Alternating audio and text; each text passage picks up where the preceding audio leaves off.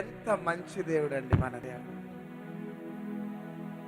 నీ గతము తెలుసు బిడ్డ ఆయనకి, ఎందుకు భయపడుతున్నావు? నీ ప్రస్తుత పరిస్థితి ఆయనకి తెలుసు బిడ్డ, ఎందుకు ఏడుస్తున్నావు? నీ భవిష్యత్తు ఆయనకు తెలుసు. నువ్వు లిమిట్స్ చేసుకుంటున్నావు, కానీ అన్లిమిటెడ్ బ్లెస్సింగ్స్ బిడ్డ ఆయన నీకు ఇచ్చాడు. యంగ్ బాయ్స్ యంగ్ గర్ల్స్ ఎందుకు భయపడుతున్నారు బిడ్డ? నా ఏజ్ అయిపోతుంది, నాకు ఇంకా వివాహం జరుగుతున్నా, నేను వృద్ధాప్యంలోకి వెళ్ళిపోతున్నా, 3 బిడ్డలు ఉన్నారు, ఎవరు వాళ్ళ వివాహం చేస్తారు? నా రిటైర్మెంట్ డబ్బంతా కూడా అయిపోయింది అని ఏడుస్తున్నా. ప్రభు, అందరు తన భర్తలతో పాటు వెళ్తుంటే ఎంతకాలం ప్రభు నా భర్త? ఏడుస్తున్నా. ప్రభు, సంపాదించిందంతా కూడా వడ్డీలకు వెళ్ళిపోతుందయా, ఎంతకాలం ప్రభు అని ఏడుస్తున్నా.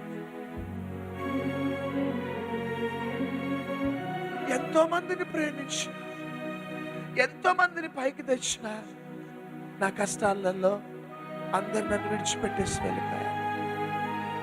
చివరికి యేసయ్యా, నువ్వు కూడా నన్ను విడిచిపెట్టినవయ్యా. No, is impossible, impossible. నీ భర్త నిన్ను విడిచిపెట్టొచ్చు, నీ భార్య నిన్ను విడిచిపెట్టొచ్చు, నీ పిల్లలు డాడీ బాయ్ బాయ్ అని వెళ్ళిపోతారు. నిన్ను విడిచిపెట్టిన ఒక్కరే ఆ యేసయ్య మాత్రమే. You are more precious to God. గర్భంలో రూపింపబడక మన పెళ్లిని చూసి బిడ్డ, God saw you. Please I encourage you, ఎవ్వరు భయపడకండి బిడ్డ. మనం ఎంత భయపడితే వాడు అట్లా విర్రవీగుతాడు, వానికి బలం వస్తుంది.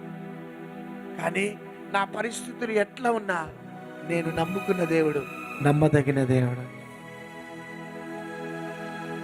నా వర్తమాన భూత భవిష్యత్ కాలాన్ని ఎరిగినవాడు.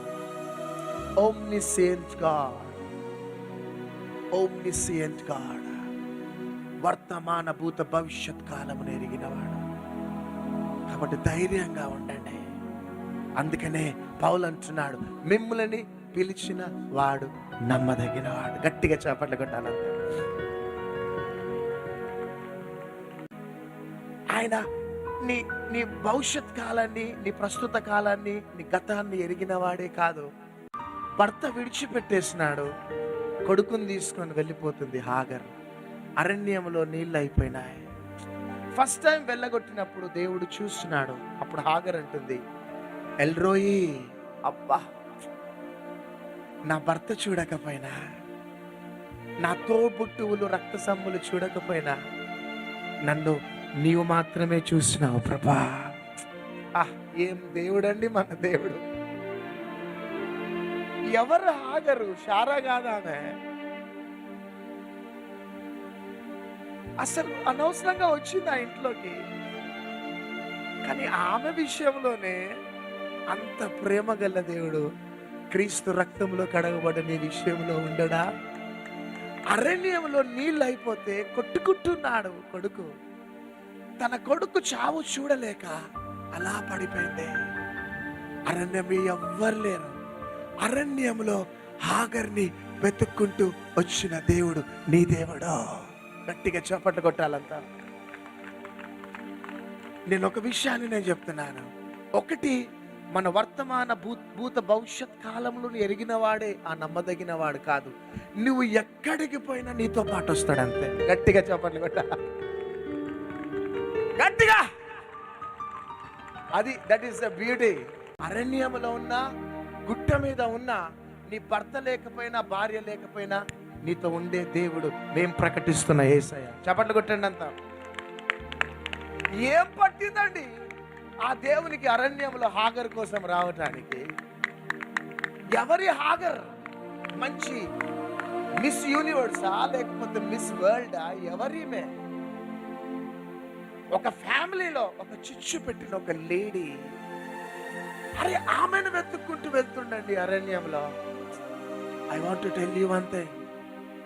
నువ్వు ఎక్కడ ఉన్నా నీతో ఉండే దేవుడు యేసయ్య మాత్రమే. అందుకని హెబ్రీలకు రాసిన పత్రిక 13:5 ఏమన్నదంటే, నిన్ను విడువను ఎడబాయను. వా, ఎప్పుడైనా నీ భర్త వచ్చి నిన్ను విడువను ఎడబాయను అని ఎప్పుడైనా అన్నాడా? చెప్పండి. నీ భార్య వచ్చి ఏమండి నిన్ను విడువను ఎడబాయను అని ఏ రోజైనా ఈ 30-40 సంవత్సరాల నుంచి అన్నదా? అనలే. కానీ నిన్ను విడువను ఎడబాయను, యుగ సమాప్తి వరకు సదాకాలం మీతో ఉంటా. ఏం దేవుడండి మన దేవుడు. నువ్వు ఎక్కడ ఉన్నా అక్కడికి వస్తాడంతే.